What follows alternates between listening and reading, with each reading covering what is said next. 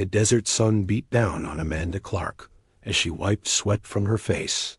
She had been digging in the Sahara for 3 months now and still found nothing special. Her team was getting tired and the funding was running low. But something told her to keep going. Something deep in the sand was calling to her.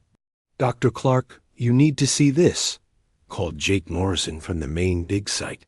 Jake was her best field worker, a former soldier who never got excited about anything.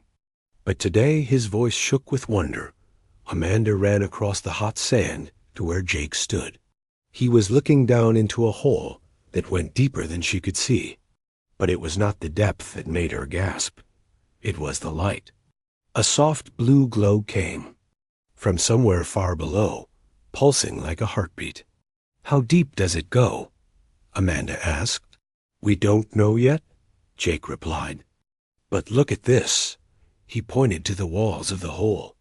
Strange symbols were carved into the rock, glowing with the same blue light. They looked like no writing Amanda had ever seen. Dr. Stephen Parker joined them at the edge of the pit. Stephen was the team's expert on ancient languages and old civilizations. He stared at the symbols for a long time without speaking. "These are not Egyptian," he said finally. "They are not from any culture I know, but they feel familiar somehow." Amanda felt the same thing. The symbols seemed to speak to something deep inside her, like a memory she had forgotten. She made a decision that would change everything. "We go down," she said. It took them 2 days to build a safe way into the pit. When they finally reached the bottom, they found something that should not exist. A massive crystal structure rose from the floor of the cave, reaching up toward the surface. It was shaped like a pyramid, but made of clear blue stone that seemed to hold light inside it. The crystal was covered in the same strange symbols they had seen on the walls. But these were different. These symbols moved. They flowed across the surface like water, changing and shifting in patterns that hurt to look at directly. "This is impossible," Stephen whispered. "Carbon dating says this cave is over 100,000 years old. Humans were barely making stone tools back then." But Amanda was not listening. She walked closer to the crystal, drawn by something she could not name. As she got near, the symbols began to glow brighter. The blue light pulsed faster, matching the beat of her heart. "Amanda, don't touch it," Jake warned. But she was already reaching out her hand. The moment her fingers touched the crystal, the world exploded into light and sound. Images flooded her mind. She saw humans, but not like any she knew. These people glowed with inner fire. They could create flames from nothing, turn thought into energy, and shape reality with their will. She saw great cities that floated in the sky, powered by human fire. She saw ships that sailed between stars, leaving trails of flame across the darkness. She saw a civilization that had mastered the most basic force in the universe, fire itself. But she also saw the price. The more these ancient humans used their power, the more it consumed them. Entire generations burned themselves out, becoming pure energy. The few who survived were forced to give up their abilities and return to a simple life. We were the only species to master fire back when we lived in caves. A voice echoed in her mind. But we paid the price for our mastery. Amanda pulled her hand back from the crystal, gasping. Jake caught her as she fell. "What did you see?" Stephen asked urgently. "Our ancestors," Amanda said. "They were not primitive. They were gods." The crystal began to project images into the air above it. The three humans watched in amazement as scenes from the ancient past played out before them. They saw the first human to discover fire mastery, a woman who lived in a cave but could summon flames with her thoughts. They saw her teach others, watched as the knowledge spread across the early human tribes. But the most shocking revelation was still to come. The crystal showed them that this power was not lost. It was sleeping, waiting in the genetic memory of every human alive. The right trigger could awaken it again. "This changes everything," Stephen said. "If this is true, then humans are not what we thought we were." High above the Earth, sensors aboard an alien ship detected the energy signature from the crystal. Commander Veltar of the Centauri Collective had been watching primitive species across the galaxy for thousands of years. But this reading was something he had never seen before. "Sir, we are detecting fire wielder energy patterns from the third planet," his science officer reported. Veltar's alien features went rigid with shock. The fire wielders were supposed to be extinct. They had vanished from the galaxy over 80,000 years ago, leaving behind only legends and warnings. "Are you certain?" he asked. "Yes, sir. The energy signature matches the ancient records exactly." Veltar stared at the blue and green world below. Humans were supposed to be a young species, barely capable of spaceflight. How could they be connected to the most powerful and dangerous civilization the galaxy had ever known? "Send a message to the Galactic Council," he ordered. "Tell them the fire wielders have returned." Back in the cave, Amanda and her team worked to understand what they had found. The crystal seemed to be some kind of message left by the ancient civilization for their descendants. As they studied the symbols, more memories surfaced. The ancient humans had not been evil. They had simply been too powerful for their own good. Their mastery of fire had made them gods, but gods who forgot they were still mortal. When they finally realized the danger, it was almost too late. "They left this for us," Amanda realized. "They knew we would find it when we were ready." "Ready for what?" Jake asked. Amanda looked at the crystal, its blue light reflecting in her eyes. "Ready to make the same choice they did, power or survival. We cannot have both." But even as she said it, she felt something stirring inside her, a warmth that had nothing to do with the desert heat. The fire was already awakening, responding to the crystal's call. The age of the fire wielders was about to begin again. The message from Commander Veltar reached the Galactic Council chambers on Kepler 442b within hours. The great assembly hall had stood for over 200,000 years, its crystal walls bearing witness to the rise and fall of countless civilizations. Today, representatives from 847 different species gathered to discuss something that should have been impossible. The humans were classified as a Class II developing species, declared Ambassador Zixona from the Vega system. Her blue-scaled skin shimmered with agitation as she spoke. "They have barely achieved basic space travel. How can they be connected to the fire wielders?" Council historian Mordun accessed the ancient archives with his mechanical implants. His species had evolved past the need for physical bodies, existing as pure consciousness within robotic shells. The data he retrieved sent waves of concern through the assembled delegates. "The records are clear," Mordun announced. "The fire wielders originated from a planet in the Sol system, third planet from the star, the same world these humans call Earth." A murmur of disbelief rippled through the chamber. The fire wielders had been the most powerful civilization in galactic history. They had conquered 17 star systems before the coalition of worlds managed to stop them. Their sudden disappearance had been one of the galaxy's greatest mysteries. But the fire wielders were destroyed 80,000 years ago, protested Representative Kethron from the Andromeda system. "Our own ancestors fought in that war." "Not destroyed," Mordun corrected. "They vanished. There is a difference." The Council's supreme leader, an ancient being known only as the First Voice, had remained silent throughout the debate. Now she spoke, her words carrying the weight of millennia. "Bring the human to us," she commanded. "We must learn the truth." Back on Earth, Amanda Clark found herself facing a choice she never expected to make. The alien ship that had landed near their dig site was unlike anything humanity had ever seen. It was made of what looked like living metal, shifting and flowing like water while maintaining its shape. Dr. Clark, Commander Valtar said through his translation device, "You have been invited to address the Galactic Council. It is not a request." Amanda looked at Jake and Stephen, and back at the tall alien commander.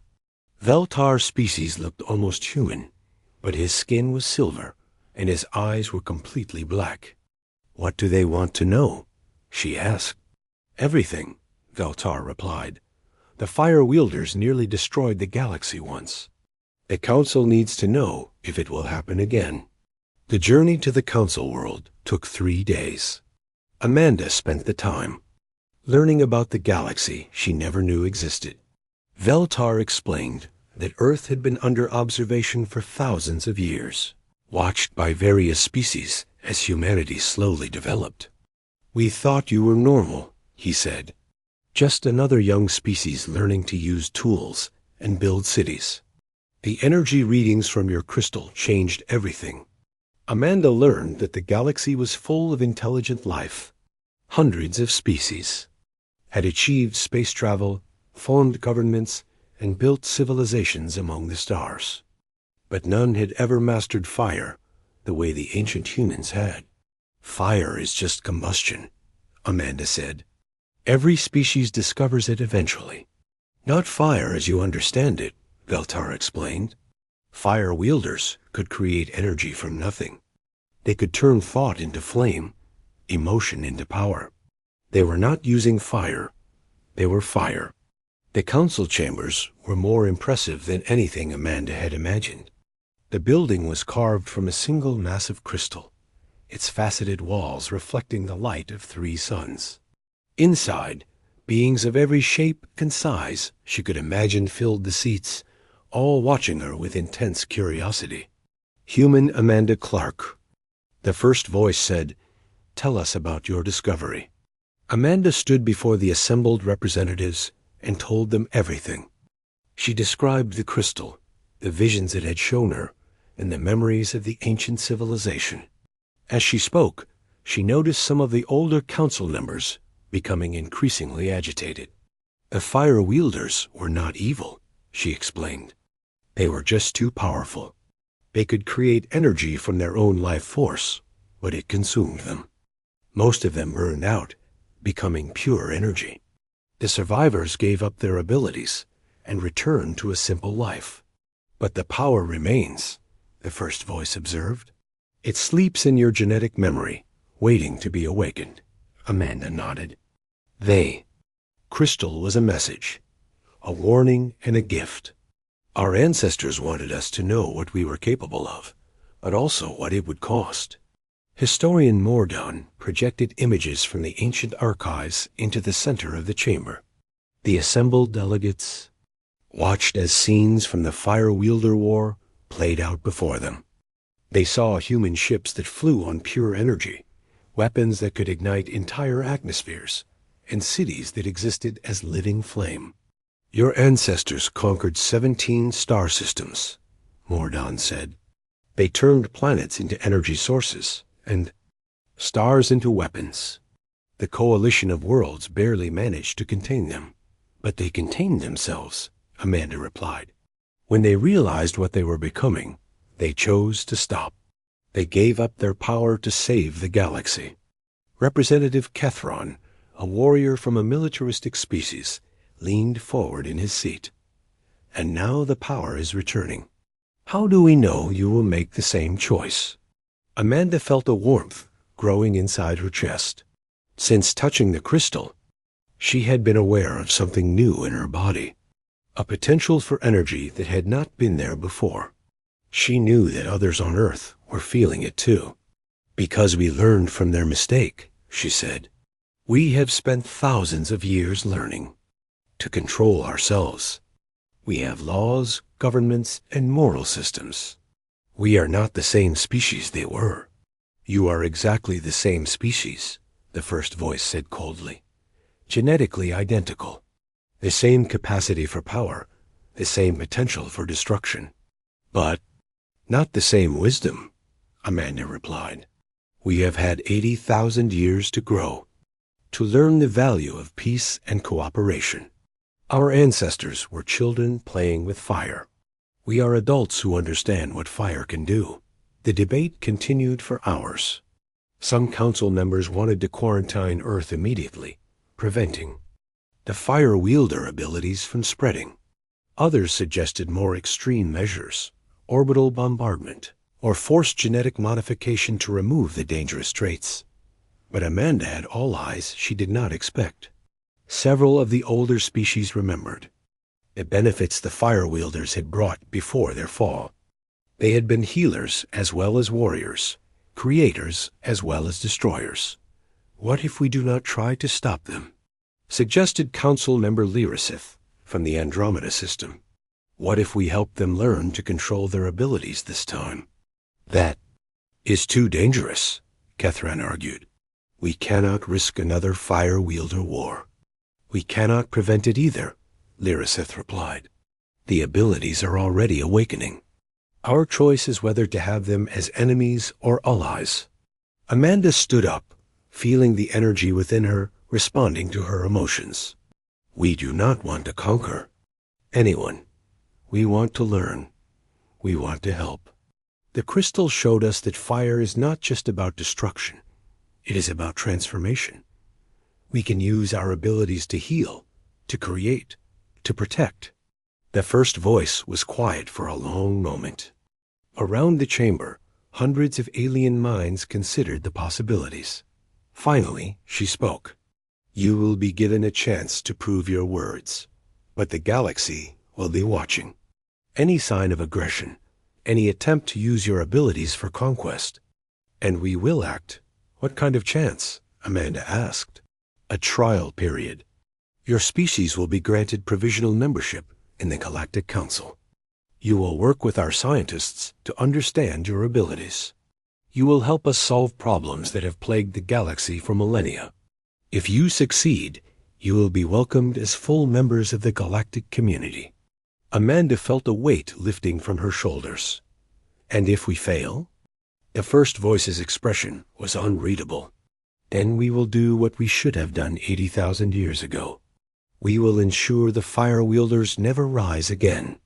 As Amanda was escorted back to Veltar's ship, she knew that the fate of two species, human and every other intelligent life in the galaxy, now rested on humanity's ability to control the fire within them.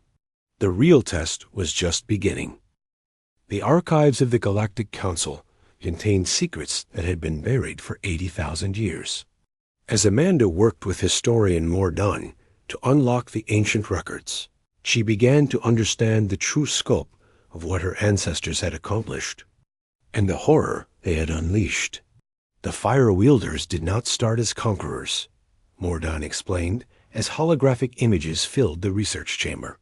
They began as explorers, seeking to understand the universe through their unique abilities. Amanda watched as the ancient records showed early fire wielders leaving Earth in ships that seemed to be made of crystallized flame. They moved through space not with engines or fuel, but with pure will and energy. Their first contact with alien civilizations had been peaceful, even beneficial. They were healers, she whispered, seeing fire wielders use their abilities to cure diseases that had plagued entire planets for generations. They could burn away illness and injury, leaving only healthy tissue behind. Yes, Mordan confirmed. For 2,000 years, they were welcomed throughout the galaxy. They established colonies on 17 worlds, always sharing their knowledge and helping other species advance. But power, Amanda learned, had a way of corrupting even the best. Intentions. The records showed how gradually, over centuries, the fire wielders began to change. Their abilities grew stronger with each generation, but their wisdom did not keep pace. The turning point came when they discovered they could absorb energy from living beings, Mordan continued. Not just their own life force, but that of others. A single fire wielder could drain the energy from an entire city to fuel their abilities. The holographic display showed scenes that made Amanda's stomach turn. Fire wielders standing in the ruins of once great cities, their bodies glowing with stolen energy, while around them lay the desiccated remains of millions of beings. They had become vampires of life itself, feeding on the energy of other species to fuel their ever-growing power. They told themselves it was for the greater good, Mordan said, that they were creating a better universe. But they were becoming something no longer human. Amanda learned about the Flame Bearer, the leader who had emerged during the darkest period of Fire Wielder history.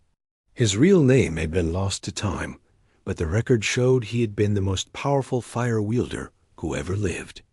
Under his leadership, the Fire Wielders had stopped pretending to be healers and revealed themselves as conquerors.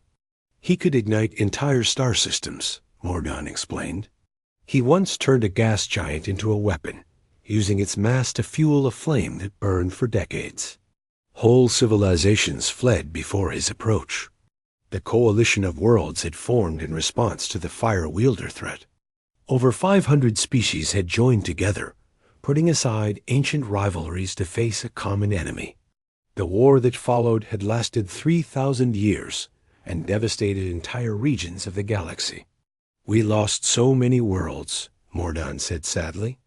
The Fire Wielders did not just conquer, they consumed.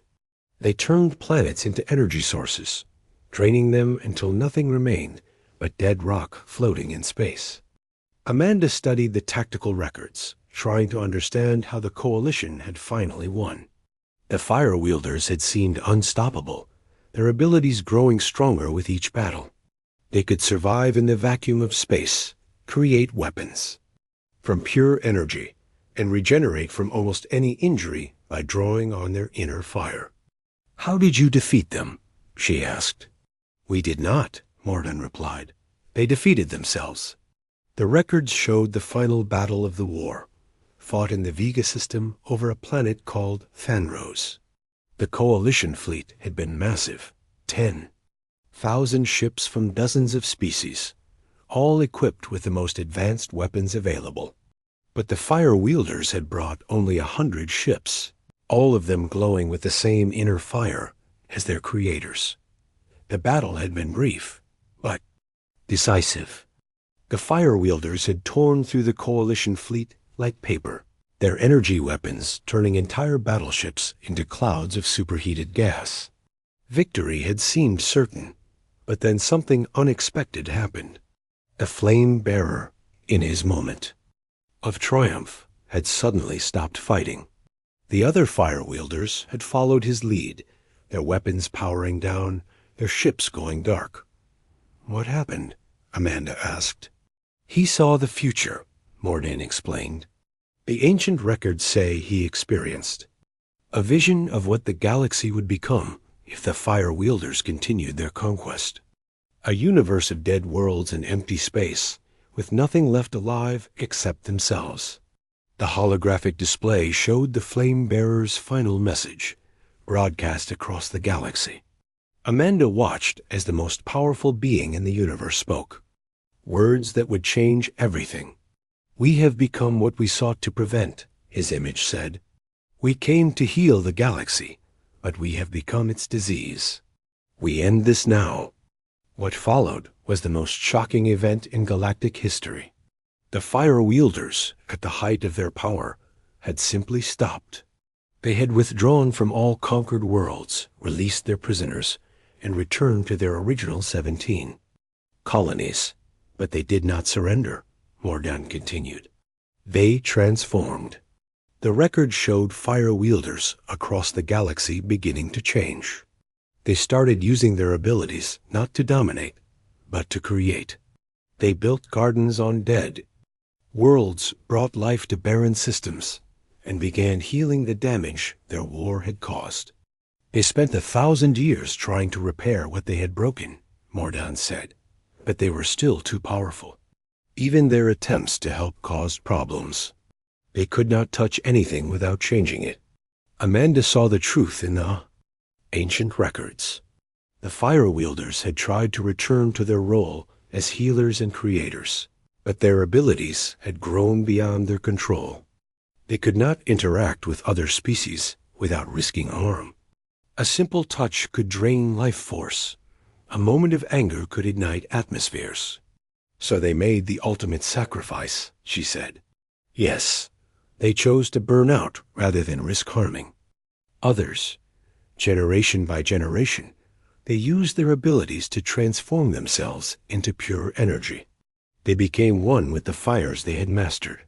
The final records showed the last of the fire wielders gathering on Earth, their original home. They had built the crystal structures that Amanda's team had found, encoding their history and their final message for future generations.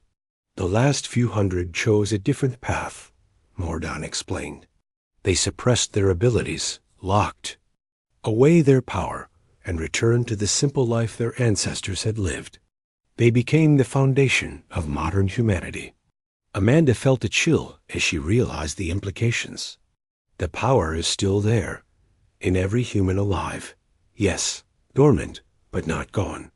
The crystal structures were designed to awaken it when humanity was ready to face the same choice their ancestors had made. And now it is awakening, Amanda said. Reports from Earth were already coming in. Humans around the world were experiencing strange phenomena, spontaneous combustion that left them unharmed, the ability to generate heat from their bare hands, and an inexplicable understanding of energy patterns. The question, Mordon said, is whether modern humans will make the same choice their ancestors did. Will they choose power or wisdom? Amanda thought about the crystal's message, about the weight of responsibility that came with such abilities. Her ancestors had been powerful, enough to rule the galaxy, but wise enough to give up that power when they realized the cost. We will choose wisdom, she said. We have to. But even as she spoke, Amanda felt the fire growing stronger within her. The abilities were not just awakening. They were evolving, becoming more powerful with each passing day. Soon, every human on Earth would face the same temptation that had consumed their ancestors. The question was not whether humanity would gain the power of the fire wielders. The question was what they would do with it once they had it. The fate of the galaxy hung in the balance, and the clock was ticking. Your ancestors left one final message, Mordon said, activating a hidden section of the archives. They said that the next generation of fire wielders would face a choice that would determine the future of all life in the universe. Amanda watched as the hologram of the flame bearer appeared one last time, his eyes filled with the wisdom of someone who had seen the price of unlimited power. Fire is not a gift to be hoarded, he said, but a responsibility to be shared. Let those who come after us burn not for glory, but for the light they can bring to others. The message faded, leaving Amanda alone with the weight of her peoples. Destiny. The fire wielders had returned, and the galaxy would never be the same. The changes began 3 days after Amanda returned to Earth. Dr. Kevin Ross, a quantum physicist working at the Large Hadron Collider in Switzerland, was the first to notice the anomalies. The particle accelerator was producing energy readings that defied all known laws of physics. The collision events are generating 20% more energy than they should, Kevin reported to his supervisor. It is as if the particles are drawing power from somewhere else. What Kevin did not know was that his own genetic code was responding to the quantum fields around him. Deep in his DNA, sequences that had been dormant for 80,000 years were beginning to activate. The fire wielder heritage was awakening across the globe. Similar incidents were occurring. Dr. Lisa Chun, a biochemist at Harvard University, discovered she could sterilize laboratory equipment with her bare hands. The heat she generated was precise, controlled, and far beyond what any normal human could produce. I am not running a fever, she told her colleague, Dr. Robert Kim, as she held a Petri dish that glowed red-hot in her palm. My body temperature is completely normal, but I can focus heat like a laser. Robert stared at the impossible sight. How are you doing that?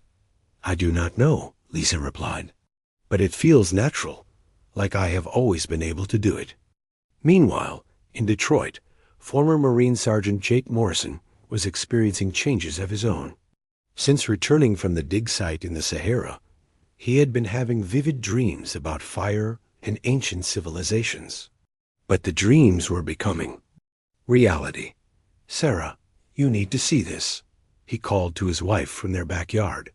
Sarah Martinez had been a nurse before they married, and she had learned to stay calm in unusual situations.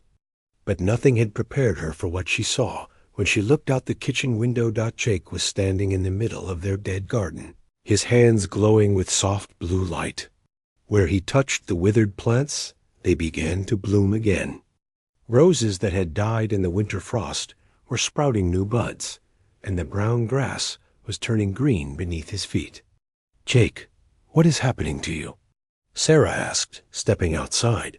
"I think I am becoming what I was always meant to be," Jake replied. Amanda was right. The power was always there, waiting for the right moment to wake up. The reports flooded in from around the world. A construction worker in Tokyo who could melt steel with his touch. A teacher in London who could light candles by looking at them. A farmer in Brazil who could make crops grow in barren soil just by walking through his fields. At first, the governments tried to cover up the incidents, but there were too many of them, and they were happening too fast. Within a week, every major news network was reporting on the phenomenon they called spontaneous human combustion, though no one was actually burning. Dr. Amanda Clark found herself at the center of the crisis. Government officials from around the world wanted answers she did not have. The Galactic Council was demanding regular reports on humanity's progress. And most importantly, the affected humans were looking to her for guidance. "We need to understand what is happening," she told the emergency committee that had formed at the United Nations. "These abilities are not random. They are following the same patterns described in the ancient records." General Patricia Wells, the head of the Joint Military Task Force, leaned forward in her chair. "Are these people dangerous? Should we be treating them as a threat?" "They are not dangerous yet," Amanda replied. "But they could become dangerous if they are not properly trained." The ancient fire wielders started as healers and became conquerors. We need to make sure history does not repeat itself. The solution came from an unexpected source. Dr. Stephen Parker, who had been studying the crystal structures, discovered that they contained more than just historical records. They were also instruction manuals, teaching guides left by the ancient fire wielders to help their descendants learn to control their abilities. "The crystals are not just storing information," Stephen explained to the committee. "They are interactive. They can teach the new fire wielders how to use their power safely." Amanda authorized the establishment of training centers around the world, each one built around a crystal structure that had been carefully excavated from various sites. The first center opened in Nevada, where the American government had provided a secure facility for testing. Jake Morrison was among the first group of trainees. He arrived at the facility with 12 other individuals who had manifested fire wielder abilities. They came from all walks of life: doctors, teachers, soldiers, and students, but they all shared the same genetic heritage. "Welcome to Fire Wielder Academy," Amanda said as she addressed the group.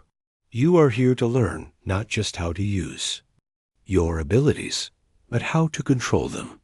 The power you have inherited is greater than any weapon ever created.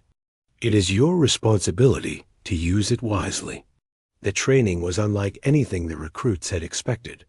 The crystals did not just provide information, they created immersive experiences that allowed the trainees to feel what their ancestors had felt. They experienced the joy of healing, the thrill of creation, and the terrible temptation of unlimited power. "Fire is not just about heat and light," instructor Dr. Maria Santos explained during one of the early sessions. "It is about Transformation. You can use your abilities to change matter at the molecular level, to heal injuries that would normally be fatal, and to create energy from nothing. Lisa Chun raised her hand, but the ancient fire wielders became corrupted by their power. How do we avoid the same fate? By remembering why we have these abilities, Amanda replied. We are not meant to rule over others. We are meant to serve them. Every time you use your power, ask yourself, am I helping or harming? Am I healing or destroying? The training was rigorous and dangerous. Some trainees could not handle the responsibility and had to have their abilities suppressed. Others excelled, learning to heal injuries, purify water, and even generate clean energy for entire cities. Kevin Ross proved to be one of the most gifted students. His background in physics helped him understand the quantum mechanics behind it. Fire wielder abilities. We are not creating energy from nothing, he explained to his fellow trainees. We are tapping into the zero-point field, the infinite energy that exists in the vacuum of space. But with understanding came temptation. During one training session, Kevin accidentally absorbed energy from a nearby power plant, causing blackouts across 3 states. The incident reminded everyone of how easily the fire wielders could become a threat. I did not mean to do it, Kevin said, his face pale with shock. I was just trying to power a light bulb, and suddenly I was drawing energy from everywhere. This is why we train, Amanda replied. The power is not evil, but it is dangerous. One mistake could harm millions of people. The Galactic Council was watching humanity's progress with growing concern. Reports of the training incidents had reached the council chambers, and many representatives were calling for immediate intervention. They are losing control, Representative Kethron argued during an emergency session. The energy absorption incident proves they are following the same path as their ancestors. But Commander Vel Tar, who had been observing the training centers, offered a different perspective. They are learning from their mistakes. The ancient fire wielders had no guidance, no understanding of the consequences of their actions. These humans are actively trying to prevent the same errors. The debate continued for hours, but the first voice made the final decision. We will allow the trial period to continue. But if there is another incident of this magnitude, we will act. Back on Earth, Amanda knew they were running out of time. The fire wielder abilities were spreading faster than they could train new instructors. Soon, there would be thousands of humans with godlike powers and no understanding of how to control them. We need to accelerate the program, she told Stephen during a private meeting. The council is losing patience, and I do not blame them.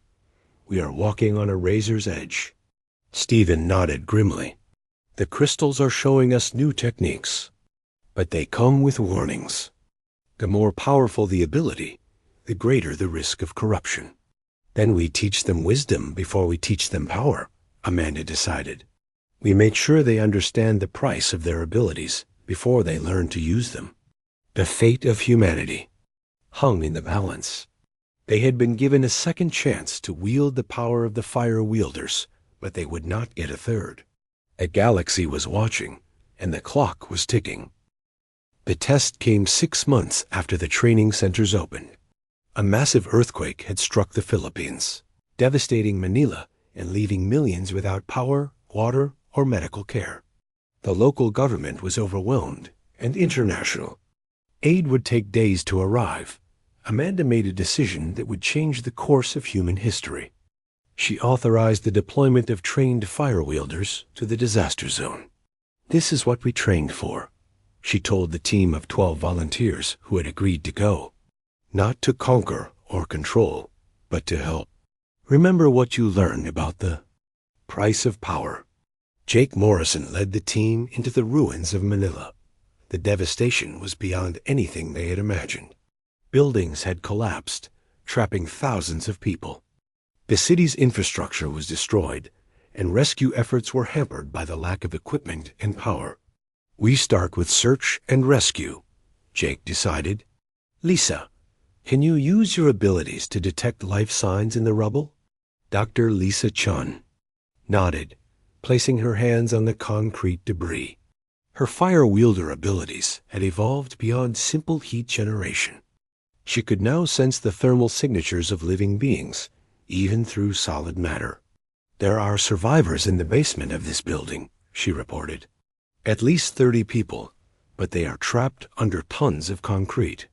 Kevin Ross stepped forward. I can clear the debris, but I need to be careful not to cause more damage. Kevin had learned to focus his energy absorption abilities with surgical precision. Instead of draining power from electrical grids, he could now absorb energy from the molecular bonds in matter itself.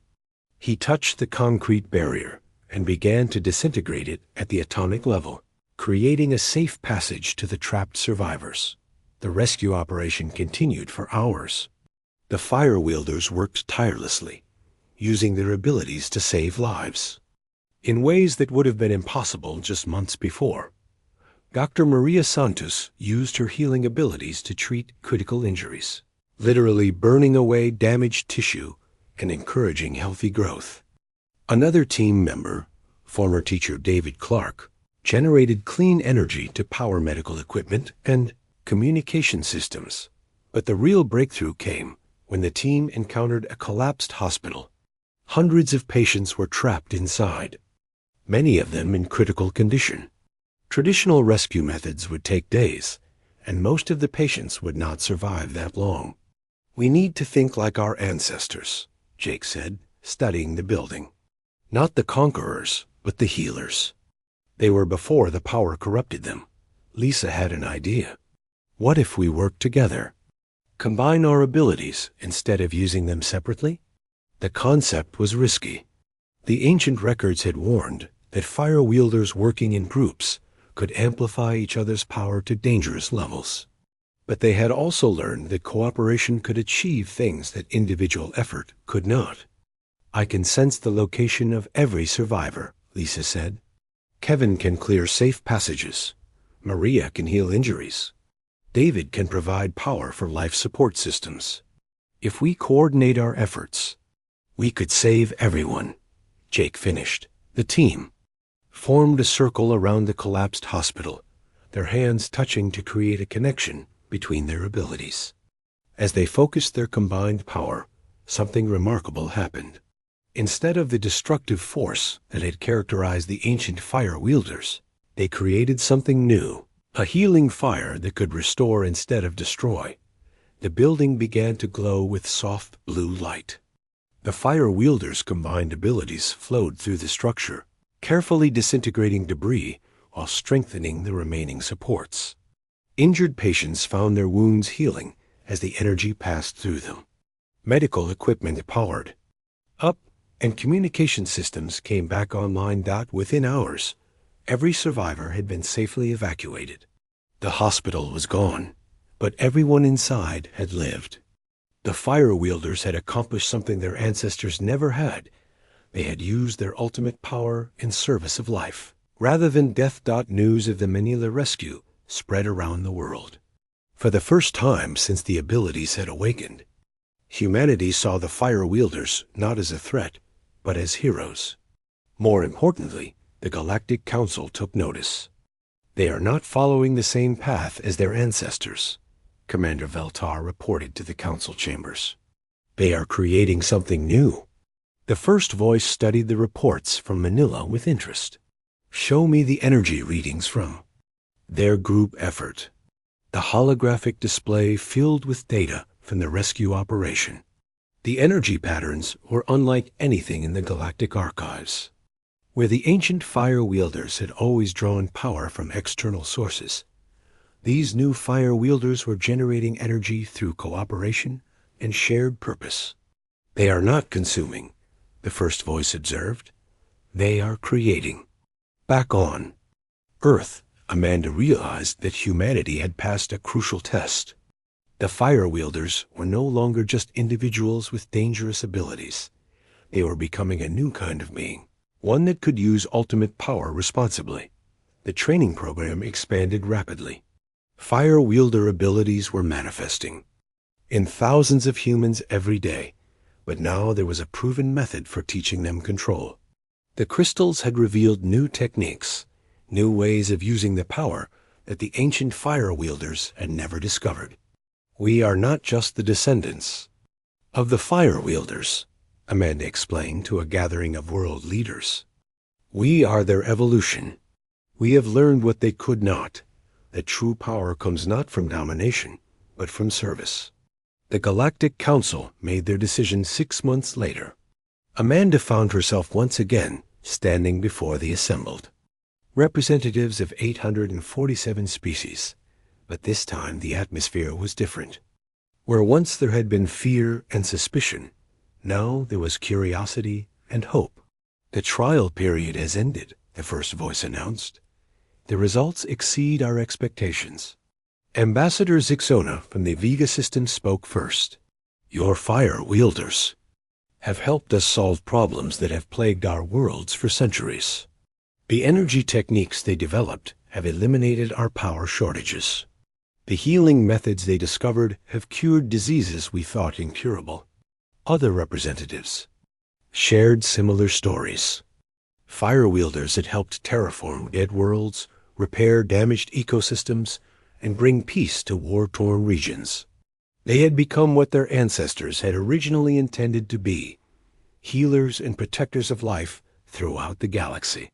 We offer humanity full membership in the Galactic Council, the first voice said, not as subjects or junior partners, but as equals. Your unique abilities make you valuable allies in our mission to preserve and protect intelligent life. But the greatest honor came with the greatest responsibility. The Council had a proposal that would change humanity's role in the galaxy forever. We want your fire wielders to become the guardians of developing civilizations, Council member Lyrasith explained. Young species often face extinction events that we cannot prevent with conventional means.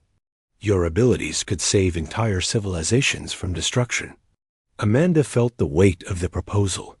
Humanity would become the galaxy's protectors, using their inherited power to ensure that other species could develop and thrive.